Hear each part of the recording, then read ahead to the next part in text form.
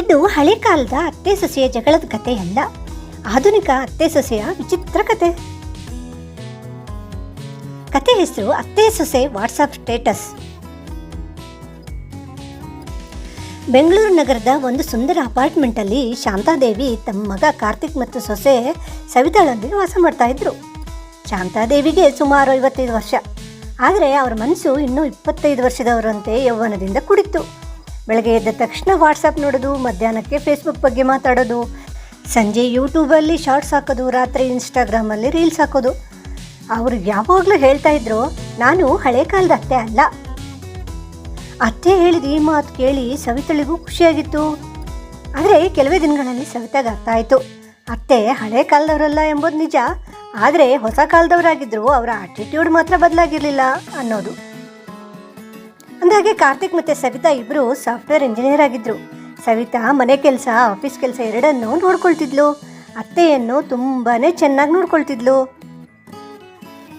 ಆದರೆ ಶಾಂತಾದೇವಿ ಮಾತ್ರ ಪ್ರತಿದಿನ ಒಂದಲ್ಲ ಒಂದು ವಿಷಯಕ್ಕೆ ಟೀಕೆ ಮಾಡ್ತಿದ್ರು. ಅದು ನೇರವಾಗಿ ಮಾತಲ್ಲಿ ಹೇಳ್ತಿರ್ಲಿಲ್ಲ, ವಾಟ್ಸಾಪ್ ಸ್ಟೇಟಸ್ ಮೂಲಕ ಹೇಳ್ತಾ ಇದ್ರು. ಒಂದು ದಿನ ಸ್ಟೇಟಸ್ ಹಾಕಿದ್ರು. ಕೆಲವರು ಮನೆಯಲ್ಲೇ ಇದ್ದು ಮನೆ ಬಗ್ಗೆ ಯೋಚಿಸೋದೇ ಇಲ್ಲ. ಸವಿತಾ ಸ್ಟೇಟಸ್ ನೋಡಿದ್ಲು. ಅದು ತನಗೆ ಅಂತ ಅಂದ್ಕೊಂಡ್ಲು. ಹಾಗೆ ಅರ್ಥ ಆಯಿತು ಕೂಡ, ಆದರೆ ಮೌನವಾಗಿದ್ಲು, ಏನೂ ಹೇಳಿಲ್ಲ. ಶಾಂತಾದೇವಿ ಮರುದಿನ ಮತ್ತೊಂದು ಸ್ಟೇಟಸ್ ಹಾಕಿದ್ರು. ಅಡುಗೆ ಮಾಡೋದು ಕೂಡ ಒಂದು ಕಾಲೇ, ಎಲ್ರಿಗೂ ಬರೋದಿಲ್ಲ. ಈ ಸಲ ಸವಿತಾಗೆ ಕೋಪ ಬಂತು, ಆದರೂ ಏನೂ ಹೇಳಿಲ್ಲ. ಮರುದಿನ ವಾಟ್ಸಪ್ಪಲ್ಲಿ ಇನ್ನೊಂದು ಸ್ಟೇಟಸ್ ಬಂತು. ಮನೆಗೆಲ್ಸ ಅಂದರೆ ಲಿಫ್ಟಿಗೆ ಹಚ್ಕೊಂಡು ಓಡಾಡ್ದಷ್ಟು ಸುಲಭ ಅಲ್ಲ. ಹೀಗೆ ಮುಂದುವರಿತು. ಶಾಂತಾದೇವಿ ಸವಿತಾಳ ಉಡುಗೆ ತೊಡುಗೆಯಿಂದ ಹಿಡಿದು ನಡೆಯುವ, ನಿಲ್ಲೋ ಭಂಗಿ, ಮಾತಾಡೋ ರೀತಿ ಎಲ್ಲದರ ಬಗ್ಗೆನೂ ಸ್ಟೇಟಸ್ ಹಾಕ್ತಿದ್ರು. ಸವಿತಾ ನೋಡಿಕೊಂಡು ಸುಮ್ಮನೆ ತನ್ನ ಪಾಡಿಗೆ ತನ್ನ ಕೆಲಸ ಮಾಡ್ತಿದ್ಲು. ಯಾಕೆ ಸುಮ್ಮನೆ ಜಗಳ, ನೇರವಾಗಿ ನಂಗೇನು ಹೇಳಿಲ್ವಲ್ಲ ಅಂತ ಸಮಾಧಾನ ಪಟ್ಕೊಂಡಿದ್ಲು. ಒಂದು ದಿನ ಸವಿತಾಳ ತಾಳ್ಮೆ ಮುಗ್ದೋಯ್ತು. ಹೀಗಿರ್ಬೇಕಾದ್ರೆ ಕೆಲ ದಿನಗಳ ನಂತರ ಸವಿತಾಳು ಒಂದು ಸ್ಟೇಟಸ್ ಹಾಕಿದ್ಲು. ಕೆಲವರು ಕೂತ್ಕೊಂಡು ಸಲಹೆ ಕೊಡ್ತಾರೆ, ಸಹಾಯ ಮಾತ್ರ ಮಾಡೋದಿಲ್ಲ. ಇದನ್ನ ಶಾಂತಾದೇವಿ ನೋಡಿದ್ರು. ಮುಖ ಕೆಂಪಾಯ್ತು. ಅವಳಿಗೆ ಸೊಸೆ ಮೇಲೆ ತುಂಬ ಕೋಪ ಬಂತು. ಆದರೂ ನೇರವಾಗಿ ಏನೂ ಹೇಳಿಲ್ಲ. ಸೊಸೆ ಜೊತೆ ಆ ದಿನದಿಂದ ಮನೆಯಲ್ಲಿ ಮಾತುಕತೆ ಕಡಿಮೆ ಆಯಿತು. ಆದರೆ ಸ್ಟೇಟಸ್ಗಳ ಯುದ್ಧ ಆರಂಭ ಆಯಿತು. ಅತ್ತೆ ಒಂದು ಸ್ಟೇಟಸ್ ಹಾಕಿದರೆ ಸೊಸೆ 2 ಸ್ಟೇಟಸ್ ಹಾಕ್ತಿದ್ಲು. ಅತ್ತೆ 3 ಹಾಕಿದರೆ ಸೊಸೆ 4 ಹಾಕ್ತಿದ್ಲು. ಅತ್ತೆ 5 ಹಾಕಿದರೆ ಸೊಸೆ 6 ಹಾಕಿದ್ಲು. ಇದೇ ರೀತಿ ಸ್ಟೇಟಸ್ ಕದನ ಪ್ರಾರಂಭ ಆಗೇ ಬಿಡ್ತು. ಆದರೆ ಮನೆಯೊಳಗೆ ನೇರವ ಮೌನ. ಎದುರುಗಡೆ ಮುಖಾಮುಖಿಯಾಗಿ ಇಬ್ಬರು ಮಾತಾಡ್ತಿರ್ಲಿಲ್ಲ. ಮೊಬೈಲಲ್ಲಿ ಸ್ಟೇಟಸ್ ಯುದ್ಧ. ಕಾರ್ತಿಕ್ ಈ ಎಲ್ಲವನ್ನು ಗಮನಿಸ್ತಿದ್ದ. ಆದರೆ ಯಾರ ಪರನೂ ಮಾತಾಡಲಿಲ್ಲ. ಯಾಕೆ ಅಂದರೆ ಒಂದು ಕಡೆ ತಾಯಿ, ಇನ್ನೊಂದು ಕಡೆ ಹೆಂಡತಿ. ಏನಾದರೂ ಆಗಲಿ, ಎಲ್ಲಿಗೆ ಬಂದು ನಿಲ್ಲುತ್ತೆ ನೋಡೋಣ ಅಂತ ಸುಮ್ಮನೆ ಇದ್ದ. ಒಂದಿನ ಶಾಂತಾದೇವಿ ಒಂದು ಸ್ಟೇಟಸ್ಗೆ ಅಂತ ಮೆಸೇಜ್ ಟೈಪ್ ಮಾಡಿದರು. ಕೆಲವರಿಗೆ ಮನೆಯಲ್ಲಿರೋ ಹಿರಿಯರೆಂದರೆ ಸಸಾರ, ಹಿರಿಯರಿಗೆ ಗೌರವ ಕೊಡಲು ಕಲಿಬೇಕು. ಆದರೆ ಅವ್ರು ಹಾಕಿದ್ದು ಸ್ಟೇಟಸ್ಗಲ್ಲ. ಅದನ್ನು ಗಮನಿಸದೆ ಅದನ್ನು ಕುಟುಂಬ ಗ್ರೂಪಿಗೆ ಹಾಕಿಬಿಟ್ರು. ಆ ಗ್ರೂಪಲ್ಲಿ ಕುಟುಂಬದ ಬಂಧುಗಳು, ಚಿಕ್ಕಪ್ಪ, ದೊಡ್ಡಪ್ಪ, ದೊಡ್ಡಮ್ಮ, ಅಕ್ಕ, ಮಾವ ಎಲ್ಲರೂ ಇದ್ದರು. ತಕ್ಷಣ ಪ್ರಶ್ನೆಗಳು ಬಾಣದಂತೆ ಬರಲಿಕ್ಕೆ ಶುರು ಆದವು. ಏನಾಯಿತು? ಯಾಕೆ? ಯಾರ ಬಗ್ಗೆ ಹೇಳ್ತಿದ್ದೀರಾ? ಮನೇಲೆಲ್ಲ ಸರಿಯಾಗಿದೆಯೇ? ಜಗಳ ಆಯ್ತಾ? ಶಿವ ಉತ್ತರಿಸೋದು ಹೇಗೆ? ಶಾಂತಾದೇವಿಗೆ ಮುಜುಗರ ಆಯಿತು. ಆದರೆ ವಿಷಯ ಅಲ್ಲೇ ಮುಗಿಲಿಲ್ಲ. ಸವಿತಾ ಕೂಡ ಕೋಪದಲ್ಲಿ ಒಂದು ಮೆಸೇಜ್ ಬರಲು. ಗೌರವ ಬೇಕಾದರೆ ಮೊದಲು ಗೌರವ ಕೊಡಬೇಕು. ಆದರೆ ಅದನ್ನು ಸ್ಟೇಟಸ್ಗೆ ಹಾಕಲಿಲ್ಲ. ಬದಲಾಗಿ ಅದೇ ಗ್ರೂಪಿಗೆ ಕಳಿಸಿದ್ಲು. ಇದೀಗ ಗ್ರೂಪಲ್ಲಿ ಬೆಂಕಿ ಬಿದ್ದಂಗಾಯಿತು.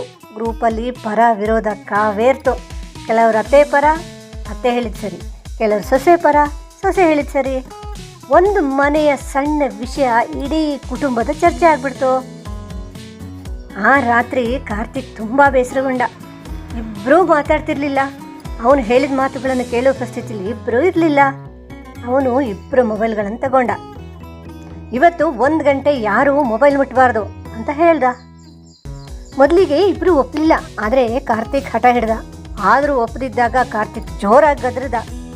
ಆಗ ಇಬ್ಬರು ಸಿಟ್ಟಿನಿಂದ ಬುಸುಗುಡ್ತಾ ಮೊಬೈಲ್ ಇಲ್ಲದೆ ಸುಮ್ಮನೆ ಕುಳಿತರು.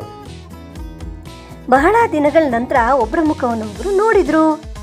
10 ನಿಮಿಷ ಮೌನ, 20 ನಿಮಿಷ ಮೌನ, ಅರ್ಧ ಗಂಟೆ ಮೌನ, 1 ಗಂಟೆ ನಂತರ ಶಾಂತಾದೇವಿ ಕೊನೆಗೆ ಮಾತಾಡಿದರು. ಸವಿತಾ, ನಿನಗೆ ನನ್ನ ಮೇಲೆ ನಿಜವಾಗಿಯೂ ಅಷ್ಟು ಕೋಪ ಇದೆಯಾ? ಸವಿತಾಳಿಗೆ ದುಃಖ ಉಕ್ಕಿ ಬಂತು. ಅವಳು ಅಳ್ತಾ ಹೇಳಿದ್ಲು, ಕೋಪಕ್ಕಿಂತ ನೋವು ಹೆಚ್ಚು ಅಮ್ಮ. ಅವಳು ಮೊದಲು ಬಾರಿಗೆ ಅಮ್ಮ ಅಂತ ಕರೆದ್ಲು. ನಾನು ದಿನವಿಡೀ ಎಲ್ಲವನ್ನು ಸರಿಯಾಗಿ ಮಾಡ್ತೇನೆ, ಆದರೆ ನಿಮ್ಮ ಸ್ಟೇಟಸ್ ನೋಡಿದಾಗ ನಾನು ಎಷ್ಟು ಮಾಡಿದರೂ ಸಾಕಾಗೋದಿಲ್ಲ ಅನಿಸುತ್ತೆ. ಈಗ ಶಾಂತಾದೇವಿ ಮೌನ ಆದರು. ಅವರ ಕಣ್ಣು ಒದ್ದೆ ಆಯಿತು. ನನಗೂ ನೋವಾಗ್ತಿತ್ತು ಸವಿತಾ. ಮಗ ಮದುವೆ ಆದಮೇಲೆ ನನ್ನ ಸ್ಥಾನ ಕಡಿಮೆ ಆಗದೆ ಅಂತ ಭಾಸ ಆಗ್ತಿತ್ತು. ಆ ಒಂದು ವಾಕ್ಯ ಎಲ್ಲವನ್ನ ಬದಲಿಸ್ತು. ಕಾರ್ತಿಕ್ಗೆ ಅರ್ಥ ಆಯಿತು. ಇಲ್ಲಿ ಸಮಸ್ಯೆ ಅಡುಗೆದಲ್ಲ, ಗೌರವದ್ದಲ್ಲ, ಪ್ರೀತಿ ಕೊರತೆಯಂತೂ ಅಲ್ವೇ ಅಲ್ಲ, ಆಸ್ತಿಯದೂ ಅಲ್ಲ, ಅಂತಸ್ತಿನದೂ ಅಲ್ಲ. ಸಮಸ್ಯೆ ಇಬ್ಬರ ಭಯದಲ್ಲಿತ್ತು. ಅತ್ತೆಗೆ ಸ್ಥಾನ ಕಳೆದುಕೊಳ್ಳೋ ಭಯ, ಸೊಸೆಗೆ ಸ್ವೀಕಾರ ಸಿಗದ ಭಯ. ಅಂದು ರಾತ್ರಿ ಇಬ್ಬರು ಬಹಳ ಹೊತ್ತು ಮಾತನಾಡಿದರು. ಕಾರ್ತಿಕ್ ಇವರ ಮಾತುಗಳನ್ನು ಮೌನವಾಗಿ ಆಲಿಸಿದ. ಸ್ಟೇಟಸ್ಗಳಲ್ಲಿ ಹೇಳಲಾಗದ ಮಾತುಗಳನ್ನು ಇಬ್ಬರು ಮುಖಾಮುಖಿಯಾಗಿ ಹೇಳಿದರು. ಇಬ್ಬರು ತಮ್ಮ ಅಭಿಪ್ರಾಯಗಳನ್ನು ಹಂಚಿಕೊಂಡು ತರ್ಕಿಸಿದರು. ಇಬ್ಬರ ಮನಸ್ಸು ಹಗುರಾಯಿತು. ಮರುದಿನ ಬೆಳಿಗ್ಗೆ ಶಾಂತಾದೇವಿ ಹೊಸ ಸ್ಟೇಟಸ್ ಹಾಕಿದರು. ಮನೆಯ ಶಾಂತಿ ಗೆಲ್ಲುವುದು ಜಗಳ ಗೆಲ್ಲುವುದಕ್ಕಿಂತ ದೊಡ್ಡದು. ಸವಿತಾಳು ಸಹ ಸ್ಟೇಟಸ್ ಹಾಕಿದ್ಲು. ಅರ್ಥ ಮಾಡಿಕೊಂಡ್ರೆ ಸಂಬಂಧಗಳು ಸುಂದರವಾಗುತ್ತವೆ. ಈ ಬಾರಿ ಇಬ್ಬರು ಒಬ್ಬರನ್ನೊಬ್ಬರು ನೋಡಿ ಜೋರಾಗಿ ನಕ್ಕರು. ಒಂದು ಸ್ಟೇಟಸ್ ಹೇಗೆ ಒಂದು ಮನೆ ನೆಮ್ಮದಿಯನ್ನು ಕದಡಬಲ್ಲದು ಮತ್ತು ಅದೇ ಸ್ಟೇಟಸ್ ಹೇಗೆ ಅವರ ಕಣ್ಣನ್ನು ತೆರೆಸಬಲ್ಲದು ಎಂಬುದು ಇಬ್ಬರಿಗೂ ಅರ್ಥ ಆಯಿತು. ಈ ಕತೆ ನೀತಿ ಅಂದರೆ, ಅಹಂಕಾರದಿಂದ ಗೆದ್ದ ಸಂಬಂಧ ಉಳಿಯೋದಿಲ್ಲ, ಅರ್ಥೈಸಿಕೊಂಡ ಹೃದಯ ಗೆದ್ದ ಸಂಬಂಧ ಮಾತ್ರ ಸದಾ ಉಳಿಯುತ್ತೆ.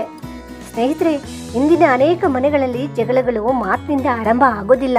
ಅವು ಸ್ಟೇಟಸ್, ಪೋಸ್ಟ್, ರೀಲ್ಸ್ ಮತ್ತು ಅಹಂಕಾರಗಳಿಂದ ಆರಂಭವಾಗುತ್ತವೆ. ಮೊಬೈಲ್ ಸಂಬಂಧಗಳನ್ನು ಜೋಡಿಸಬಹುದೋ ಏನೋ, ಆದರೆ ಮನಸ್ಸುಗಳನ್ನು ಜೋಡಿಸೋದು ಮುಖಾಮುಖಿ ಮಾತುಕತೆ ಮಾತ್ರ. ಸ್ನೇಹಿತರೆ, ಈ ಕತೆ ನಿಮ್ಗೆ ಇಷ್ಟ ಆದರೆ ಕಥೆಯನ್ನು ಎಲ್ರಿಗೂ ಶೇರ್ ಮಾಡಿ, ಚಾನಲನ್ನು ಸಬ್ಸ್ಕ್ರೈಬ್ ಮಾಡಿಕೊಂಡು ವಿಡಿಯೋಗೊಂದು ಲೈಕ್ ಕೊಡಿ. ನಮಸ್ಕಾರ.